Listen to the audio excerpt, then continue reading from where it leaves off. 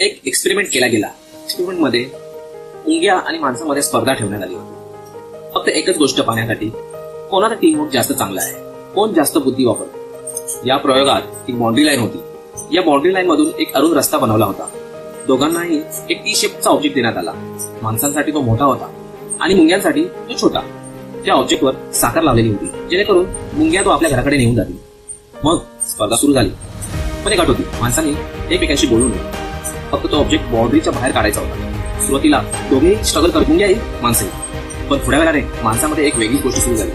प्रत्येक जण मनातून म्हणू लागला, मीच बरोबर आहे, माझं आहे.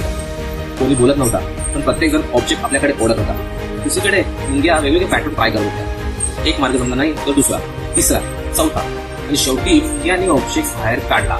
माणसं हारली. तात्पर्य असं, मुंग्यामध्ये टीमवर्क होतं, कोऑर्डिनेशन होतं आणि इगो नव्हता.